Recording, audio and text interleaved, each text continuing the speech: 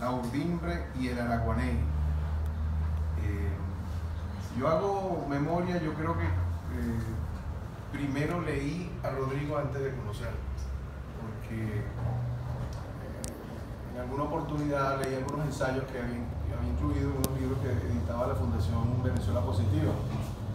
Y había uno especialmente en donde jóvenes escribían, y me llamó mucho la atención el tenor intelectual y la mirada que hacía Rodrigo. Después recuerdo claramente en un evento del Círculo de Escritores de Venezuela, en la sala Mozart del Colegio Emil Friedman, que se me acerca este joven con un libro en la mano y me lo obsequia. Me dice: quiero obsequiarte este libro, esta es una novela mía que se llama Hilos de Esperanza, en la edición española. Y desde ahí le he seguido la pista y he acompañado a Rodrigo en sus andanzas literarias, que son profundamente valientes en un país en donde la literatura es casi un crimen, pero que han sido consecuentes y constantes, y eso es lo más valioso e importante. Llegar a este libro en este momento del país es algo verdaderamente heroico. Yo sé que uno lo dice y lo repite en muchas oportunidades y suena medio retórico, pero es cierto, todos los que hacen arte en este país están logrando una cruzada que en algún momento será considerada como debe ser, heroica, porque son los únicos espacios de civilidad que nos están permitiendo en estos momentos de locura, de enfrentamiento, de terrible incertidumbre, de inseguridad. El arte es el único lugar común en donde estamos todos y todos podemos estar, y tenemos además la ventaja enorme de poder opinar diferentemente, y nadie nos va a acusar ni nos va a poner preso por eso. Y el arte todavía nos permite concebirnos como seres pensantes, sensibles, emocionales, y eso es algo que poco a poco la deshumanización en Venezuela nos está agrediendo. Este libro es muy importante por dos razones. La primera, porque hace un ejercicio, parece mentira, es una novela, pero hace un ejercicio de ensayo sobre nuestra realidad, sobre nuestro país, desde una manera, vamos a llamarlo así, metafórica, porque es parte del estilo con el que Rodrigo trabaja, pero hace un trabajo muy interesante de reflejo sobre nuestra realidad a través de un personaje que muchos podrán ver porque está cercano a nosotros. Puede ser quizá un hijo nuestro, puede ser quizá un pariente nuestro, alguien que uno conozca y sabe de este recorrido que ha hecho el personaje de Honorio Méndez, una persona de extracción humilde que a través de los estudios de ser periodista y el proceso lo lleva hacia la literatura, y en ese mare magnum de vida, casi una Bildungsroman, como dicen los alemanes, una novela de construcción, es decir, uno lo ve desde que joven, él arranca imaginariamente, para yo darle solo no le voy a hacer spoilers de la novela, pero comienza con un discurso cuando él está en su acto de graduación de bachiller, y el proceso de la novela va avanzando con el mismo proceso de crecimiento que tiene el personaje. Le comentaba hace un instante a Rodrigo que una de las cosas que me llama la atención de la novela es que, a pesar de que tiene un andamiaje de novela, tiene una estructura narrativa de ficción, con personajes, muchos personajes que gravitan, que entran, que les suceden situaciones, es casi una excusa para dialogar y para razonar, para hacer ensayo. Y eso también es algo muy contemporáneo, está ocurriendo mucho en la literatura del mundo, sobre todo la europea, la alemana en especial, que uno se consigue novelas que a mitad de la novela siente que está leyendo un ensayo y no una novela. Eso es parte de la posmodernidad, que ya yo no sé cómo le llamarán porque se quedará eternamente posmoderno. Pero en este caso la novela tiene una evidente referencia, que no sé si lo hizo a propósito o no, y uno lo relaciona, quienes hemos leído ese tipo de cosas, con los diálogos clásicos helénicos, los diálogos antiguos. Los diálogos eran un género literario en sí mismo, clásico, es decir, antes de que existiesen los ensayos, el ensayo como género literario, que es literatura de pensamiento, existían los diálogos. Platón hace los diálogos socráticos, famosos diálogos socráticos, que va Sócrates caminando y se consigue con Fenón o con cualquier otro, y hola, ¿cómo estás? ¿Qué estás haciendo por aquí? Y en forma dialogada comentaban y conversaban, reflexionaban sobre temas, sobre la poesía, sobre el arte, sobre la naturaleza, sobre la política, sobre la amistad, sobre el amor. Era una forma de introducir y literariamente manejarlo. Y se estuvieron haciendo diálogos hasta la época de Erasmo de Rotterdam. Después, apareció el ensayo, y el ensayo se convirtió en el hijo que mató al padre, y los diálogos ya no se dejaron, o sea, no se escribieron, pero la fórmula se sigue aplicando. Y en esta novela ocurre, nuestro protagonista, Honorio, tiene una suerte de alter ego, que es su maestro, el tutor de su tesis, el doctor Villamizar, una persona a quien él admira mucho y que hace el acto constante en la novela de abrirle los ojos a su pupilo.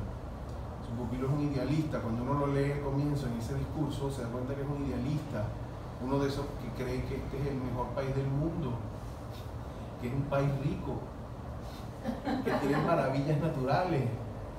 Es decir, él no se ha enfrentado a la realidad. Y en ese proceso, en esa aventura que comienza por el mundo del periodismo, él va tomando cada vez más certeza de dónde se encuentra. Y la naturaleza de la realidad es tan agresiva que lo muerde y le ataca muy cercanamente a sus afectos, a su amor, etc.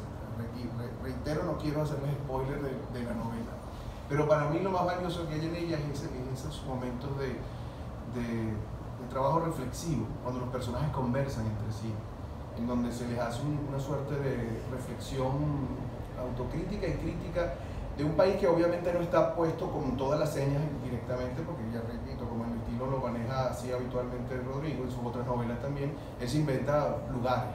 ¿Cómo que se llama? Caratigua de los Baleares, es así como el Macondo de Rodrigo, o el Comala, que también inventaron Rulfo. Es un recurso que hacen habitualmente los escritores para poder tener libertad e independencia. Aunque cuando uno lee la novela, naturalmente uno ve pasajes, esta específica, pasajes que reconoce sitios, Caragua, ya tiene como lugares muy evidentes, aunque esté todo poética y metafóricamente velado. También quiero hacer una conexión, yo lo había dicho al principio que esta novela era muy importante por dos cosas, esa es la primera. La otra es que mantiene viva una herencia de la literatura venezolana que últimamente había estado como muy oculta. Y lo conecta mucho con un personaje que yo admiro y respeto mucho, y yo sé que él también, que es Arturo Uslar Pietri. Uslar Pietri, cuando se dedicó a la actividad política electoral en los años 60, fue candidato presidencial, estaba embarcado en un proyecto literario muy particular, que era un trío de novelas, que le tomó el nombre prestado de un poema de Don Juan de Mena, El laberinto de ilusiones. Y realmente de ese trío de novelas solo publicó dos. Son sus novelas más olvidadas, son las novelas más criticadas, son las novelas menos editadas, es decir, se editaron y más nunca salieron. La primera, si mal no recuerdo, es un retrato de la geografía del 62, y la segunda es como del 64 y se llama Estación de Máscaras. Él renunció a terminar la tercera, y además incluso por la respuesta tan agresiva de la crítica, en su momento dijo que no iba a escribir más novelas, que no iba a escribir más ficción. Una pataleta, y tuvo como 10 años hasta el oficio de difuntos. Pero el cuento es que esas dos novelas son las únicas novelas ancladas en la realidad, en el espacio contemporáneo de Uslar, porque ocurren justamente en el periodo de López Contreras, en donde tiene ya participación política. Se saltan en de Medina, porque obviamente él ya era ministro, etcétera, y no quiso tocarlo, y entra después en el proceso que desencadena hasta Pérez Jiménez. Y son novelas de su realidad, porque estamos hablando del 62, hablando de algo que ocurrió 15, 20 años atrás.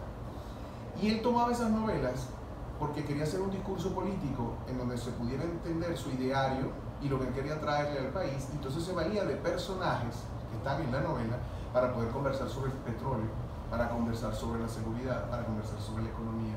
Y obviamente la novela fue muy criticada porque no es que se veía panfletaria, no lo es, pero se veía manipuladora, porque él era candidato presidencial. También había un ejercicio que él había hecho en esas dos novelas que era muy raro para su estilo de literatura, que eran muy cinematográficas. Uno lee Lanzas Coloradas o El Camino del Dorado, y ve estas dos novelas, y se da cuenta que son cosas diferentes, porque él estaba tratando de convocar a un público joven. Esa idea que había estado muy latente en la literatura, es decir, utilizar la novelística, la novela, que es un género que fácilmente se puede leer, que es muy pasivo, que la gente prefiere leer novelas antes que leer ensayo, se había perdido en la literatura, o por lo menos estaba muy escondida en nuestra literatura. pocos autores habían seguido haciendo eso. Y actualmente los jóvenes narradores venezolanos están enfrascados en una campaña de la narrativa cruda, casi cotidiana, casi real. Poesía no es literatura, no metamos eso acá. Exacto, es una cosa muy cruda y lo que quieren es como, más allá de reflexionar, quieren contar, hay que contar. Eso está bien y es una postura, lo que pasa es que uno en el arte siempre apoya todos los caminos y todas las experiencias y todas las expresiones. Si solo hay una, estamos condenados. Esta novela rescata ese tipo de trabajo sobre la reflexión y me parece muy interesante. Se anota justamente al lado de una figura importante como una Pietri, aunque los motivos sean completamente diferentes y los resultados sean distintos, porque de paso hace un ejercicio para tomar el proyecto de la emigración, que es algo tan afín a todos nosotros, que nos está afectando porque ciertamente ya no es un asunto de cómo que bien le va, ojalá se vaya, sino que hoy en día, por ejemplo, estamos dándonos cuenta que la emigración está vaciando el país de un poder de opinión pública que ya no tenemos y que lo vamos a empezar a ver y lo vamos a empezar a sentir sobre todo en los espacios electorales, en donde no es que solo hay abstención, es que entre el año pasado y este año, leí el otro día, se han ido casi 1 millón de personas. Eso se refleja directamente en esas estadísticas. Es 1 millón de personas que ya no van a estar aquí, que ya no van a tener, pues la tecnología es maravillosa y pueden estar en Skype y estarán escribiendo en Twitter y estarán todo, etcétera, etcétera, pero ya no están aquí, ya no están participando de nuestra vida ni de la realidad. Y ese vacío, esa fuerza se va a sentir. Entonces, la fórmula que emplea Rodrigo para tocar ese tema es justamente trabajar un personaje que desde el comienzo se niega a irse. Incluso hay un rompimiento emocional por una situación que le ocurre a su novia, que ella sí se va y él queda aquí. Pero al final él tiene que aceptar el proceso, el lento proceso de irse. Toda la literatura de ficción es autobiográfica. olvídense de cuentos. Toda literatura de ficción es autobiográfica, hasta incluso la ciencia ficción. Porque cuando un escritor habla del amor, está hablando desde la óptica de cómo él entiende el amor, cómo lo ha sentido, cómo lo ha vivido y cómo lo expresa, aunque sea un marciano montado en una nave espacial.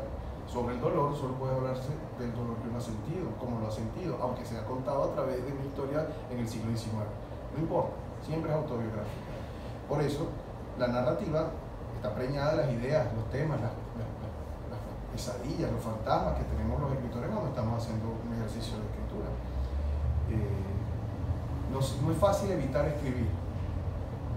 Yo siempre en la universidad siempre se lo digo a mis estudiantes: usted quiere ser escritor, el día que pueda evitar ser escritor, no escribas. Es lo más sano. Solo se escribe cuando no se puede evitar. Es decir, cuando es inevitable escribir, escribe entonces. Cuando ese impulso es más poderoso que uno mismo.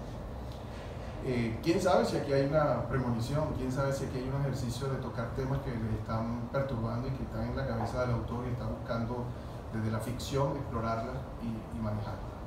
Lo único que sí le auguro es éxito a la novela. Espero que de verdad transite las mesas de noche de los lectores, los carritos por puestos, los metros, porque vale la pena de verdad hacer una aproximación que quizás ahorita sea dolorosa para nosotros, porque cuando la leamos veremos muchas situaciones parecidas, situaciones de inseguridad, de secuestros, de situaciones que en una gran proporción nos ha pasado a todos, y el proceso de deterioro del país, pero que en el futuro será una muy interesante manera de congelar y ver una fotografía desde lo emocional, porque no es crónica ni remotamente periodístico, es novela, es ficción, es literatura, pero hay una fotografía, una instantánea, de un momento emocional de una persona que estaba viviendo en Venezuela bajo un esquema de padecer la realidad y cómo eso queda plasmado en una página de un libro. Antes de terminar, hay un símbolo que me parece sumamente valioso y que me parece un gran acierto, es el carro del protagonista. El carro de Honorio lo lleva a un taller, eso sí lo puedo contar porque no tiene mayor problema, lo lleva a un taller y entonces lo estafan, le roban la batería y le ponen otra, y entonces el carro, que antes era bien preciado, que era una cosa importante para él, el carro de repente se le echa a perder y ya no lo puede mover y lo deja estacionado frente a su casa. Y el carro se queda como abandonado y se va poniendo polvo encima. Y un día llega y consigue un fotógrafo que estaba sacando fotografías de carros abandonados.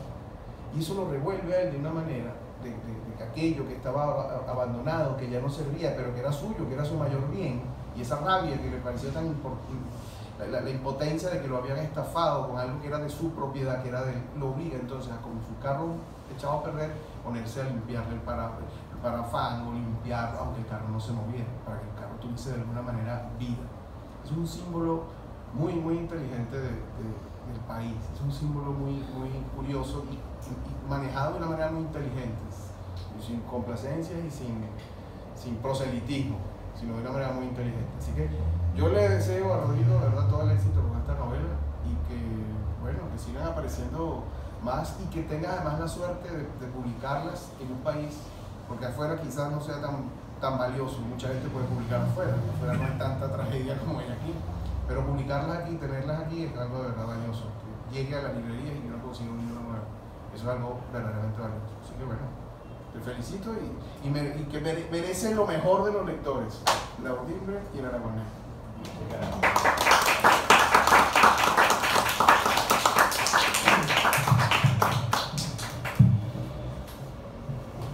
¿Aló? ¿Me oye? Bueno, gracias a todos por estar aquí, por supuesto. Mi corazón con ustedes de agradecimiento. Mira, José Tomás, inmensamente agradecido por todo lo que has dicho, porque por un lado vi que te leíste el libro y lo hurgaste y de verdad que además que el afecto con que dicen las cosas y de verdad que a veces es sabroso ponerse de un lado y oír lo que piensan de uno. Bueno, personas como tú, que yo sé que tú eres auténtico, que no haces complacencias, más bien es al revés. El que admira aquí es de aquí para allá. Yo soy Honorio, tú eres el novio de Villamizar. Pero bueno, mil gracias. En este libro, captando algunas ideas que ha dicho José Tomás para darle continuidad y para que se den cuenta que tiene total razón. Sí, es un dolor para mí. Creo que este es de todos mis libros, no porque sea el más nuevo, sino que el que más me gusta hoy día, le tengo más cariño, porque digo muchas cosas que tengo que decir sobre el país que yo amo. Sí, como dice, empieza el bachiller muy emocionado hablando de Venezuela y les voy a leer, por ejemplo, un parrafito en las últimas páginas en donde ha cambiado todo y tiene que ver, cuando al principio decía José Tomás que uno de los primeros trabajos que había leído mío era uno que estaba saliendo en Fundación Venezuela Positiva, se llamaba Los líderes de una nación. Yo estoy convencido que los líderes de una nación somos cada uno de nosotros como ciudadanos, y esto va a cambiar es cuando cada uno de nosotros queramos que cambie, no estemos esperando un Mesías. Cito que tiene que ver con eso. Les hablo de un país donde, a pesar de que su nación se volvió erial, los pocos que han seguido educándose, cultivándose, no dejaron nunca de advertir que su paciencia se estaba transformando en una virtud democrática y heroica.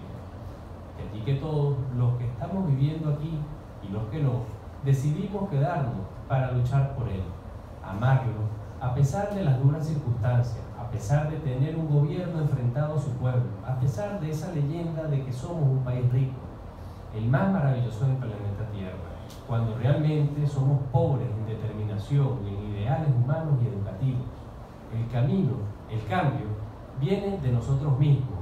No podemos esperar a que venga alguien y nos recomponga el desorden que tenemos en casa. Ahí es verdad lo que dice, al final cada todo esto es autobiográfico, de alguna forma, porque es lo que uno siente y uno lo está tratando de plasmar. Y si algo yo estoy convencido es que yo no le estoy escribiendo a esta generación, le estoy escribiendo a la generación, la que viene o la de arriba, no lo sé, pero yo estoy, entre estos títulos falta uno, que es Hilos de Esperanza. Yo estoy construyendo un país. Está basado en la capital, Vals de los Ancianos está basado en Ciudad Bolívar.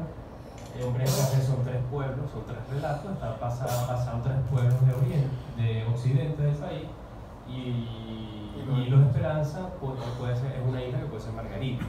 Y en cada uno van sucediendo situaciones que uno, el que la está leyendo, puede sentirse que reconoce.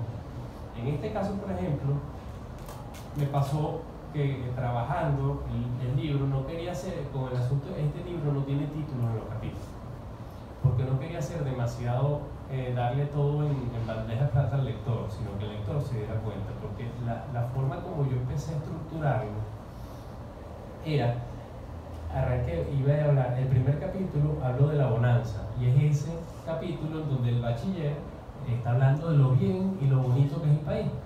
Y después hay otro capítulo que habla de la paranoia, hay otro capítulo que habla de la inseguridad, y así voy atacando cada concepto que yo creo que está requebrajando nuestra sociedad. ¿Qué sucede? Que llega un punto en que me doy cuenta que la narración me va cambiando.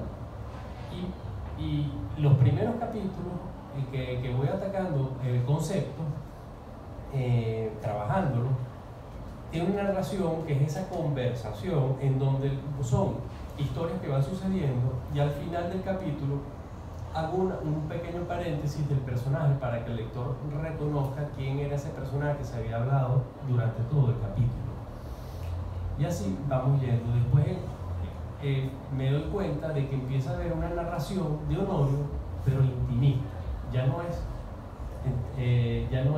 2 personas hablando, como bien dice José Tomás, de tipo diálogo, sino que es ya más intimista, ya es ese dolor, justamente hace el quiebre,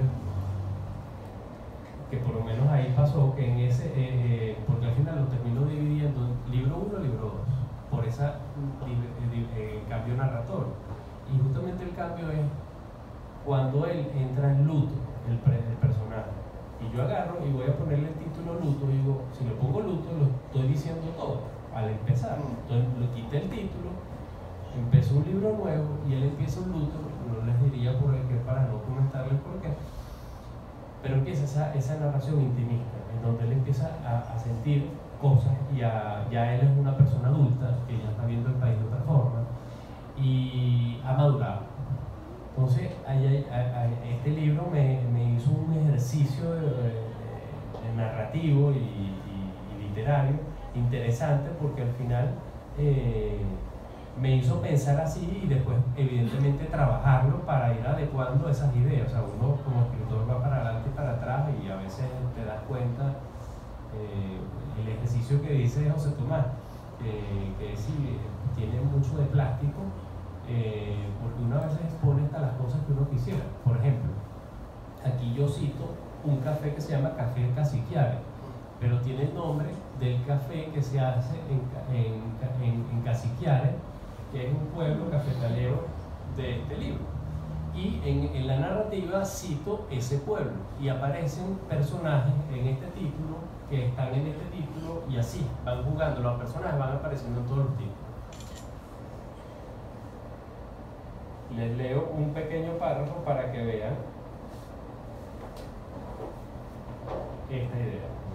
Las vetas del mármol en el suelo estaban cuidadosamente alineadas.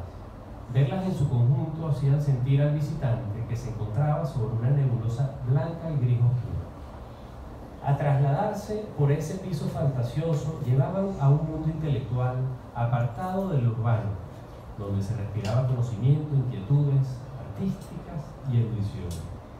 Todas danzantes libertinas de aquel espacio humanizado por las artes y aromatizado por el café, alejado de la rutina de las agujas del reloj. Las mesas y sillas de hierro forjado se daban al lugar un estilo elitista, interesante. Los pasillos y techos tupidos de todo tipo de plantas daban la sensación de estar aislados en cada asiento. Por eso, aquel café se había hecho famoso entre los artistas y pensadores capitalinos, que hicieron de sus espacios el punto de reunión diario. Café Caciquiare era su nombre. Está ubicado entre las esquinas de Casaripe y Altagracia, en el casco antiguo. A un lado de la Plaza Libertador. Por lo menos eso, parte del ejercicio de escritura, yo a veces me voy a caminar a lugares, es a detallar, a buscar y cosas que me gustan, o a veces tengo en la cabeza que quiero describir me falta la silla y entonces me pongo a ver sillas y así voy viendo. Uno podría decir que este es un libro de amor, porque aunque es un libro de crítica social, es un libro de amor en el sentido porque hay una relación entre el mentor y el pupilo, y es generacional porque después el que era pupilo se vuelve mentor. También hay una relación de amor entre ese personaje y la novia, y también esa relación que se muestra de ese personaje con amor al país, de cómo le duele, de cómo lo piensa y cómo lo siente. Me siento sumamente satisfecho con esta publicación, por supuesto inmensamente agradecido con José Tomás por todas las palabras que ha dado, inmensamente impresionado y gracias a ustedes por acompañarme aquí en la presentación del libro. No sé si tienen alguna pregunta. ¿Cómo llegó a tu mente el protagonista? ¿Cómo construyes ese inicio de que alguien de bajo recursos que se educa y se forma? Bueno, primero porque estaba buscando quería una relación académica en donde había un profesor y un estudiante, y debo decirlo, mucho me apoyé en la relación que yo tuve con mi abuelo.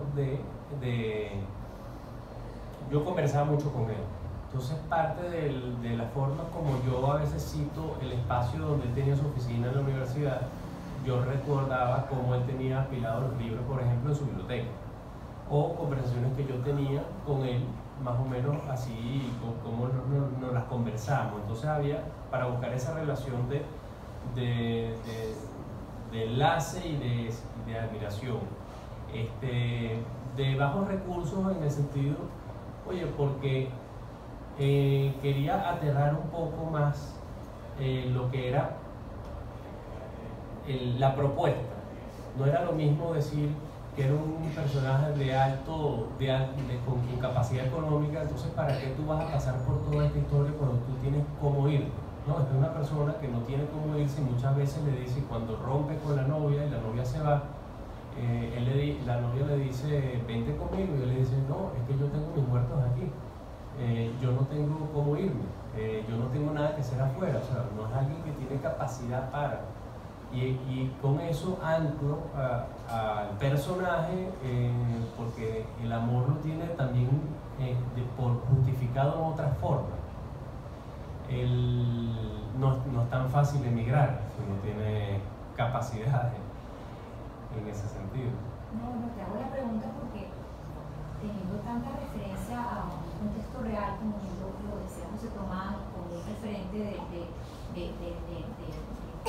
país que estamos viviendo, tomando tus propias palabras, de que efectivamente no estás construyendo para hoy, sino para unas generaciones que han de venir. Pero es una referencia histórica también importante. Venezuela fue, porque tenemos que decirlo así, el país de las oportunidades, el país donde la gente, así tuviera muy pocos recursos, podía llegar a la universidad, podía prepararse y con base a esa preparación obtener buenos ingresos, tener una vida decente para él y para sus hijos y mejorar inclusive la vida a sus padres y hasta a sus abuelos. Entonces esa era una Venezuela que tuvimos y que ya no tenemos, pero que de alguna otra manera hoy, cuando hablaba con alguien que aquí lo aprecio muchísimo, que es socio en el club, y me está haciendo unas reflexiones bien bonitas de los muchachos de la Universidad Católica y de cómo ellos están percibiendo el proceso de entrar a la universidad en estos momentos tan complejos, ¿no? Y de personas con las que ella había estado hablando, varios muchachos, la conclusión que logró tener es que son muchachos que están dando el todo por el todo, porque saben que hay un país que está en ruinas y que la única manera de poder salir de aquí o hacia el mundo, o inclusive ser la propuesta que va a levantar el país, es con estudio y es estudiando. Entonces es una postura incómoda, pero a la vez, como alguien decía, una vez leí algo extraordinario que decía que la mejor educación es la adversidad, ¿no? Es aquella que de verdad nos hace movernos desde los lugares donde no nos sentimos cómodos. Entonces, te hacía la pregunta porque, fíjate que no lo viste así, pero sí tiene esa referencia. Me estoy imaginando que tu personaje debe tener como 40 años, más o menos, esa persona nació en otra Venezuela, una Venezuela que sí daba las oportunidades para que hasta presidentes fueran de bajos recursos, pudieran llegar y ser unos extraordinarios presidentes, distinto a lo que hemos tenido en los últimos 20 años. Pero, bueno, chévere, me encanta, de verdad, felicidades. Gracias. ¿Cuánto tiempo fue el proceso de escritura? ¿Cuánto te llevó, pues? Poco más de un año. Lo que pasa es que yo suelo, cuando escribo, yo le llamo ponerlo en el congelador. Llega un punto en donde como que sientes que ya has escrito, vaciado todo lo que tienes que escribir y lo pongo lo dejo de ver 3 meses, por ejemplo, y para agarrarlo, volver a leer y ahí te das cuenta y vas como que editando, quitando, poniendo y te vienen nuevas ideas y ves, oye, mira, esto que escribí me gusta, esto que escribí no me gusta y así. Entonces el tiempo varía mucho así. Pero siempre más o menos lo mismo, o sea, varía pues en cada uno de los libros, ¿no? Sí, claro. Antes que nada te felicito por la presentación. Gracias. Es muy importante lo que dice el señor acá, que es lo que también decía Gallego, que era recoger la juventud y hacer momento histórico que se vive. Bueno, no sé si te acuerdas de Gallego cuando habla de la obra de aquella llanura inmensa que es Doña Bata. Esa angustia que hoy estamos viviendo, que ya no es un grupo de una clase social, sino de una totalidad histórica, sociohistórica, es importante retratarla en la literatura, porque la literatura entonces pasa a ser como los momentos de una historia, los momentos de un estado de habla, como dicen los lingüistas también, porque se recoge no solamente la expresión del momento, sino también lo que está viviendo aquel colectivo, aquella humanidad. Y ahí está la nobleza, precisamente, de los escritores que te recogen ese momento, que lo plasman allí, porque ese es el espíritu de la época, el espíritu del momento. Y eso es muy importante, por eso es que yo siempre tomo en cuenta esas palabras de Gallego, que es reflejar en esa literatura lo que estamos viviendo en los momentos, sobre todo los momentos difíciles, que no todo el mundo puede alcanzar a escribir esas notas. Y te felicito, te voy a felicitar siempre, porque es importante. Eso es como un gran aporte, un gran legado a la otra generación. Gracias, gracias. Bueno, muchas gracias. Compré el libro. La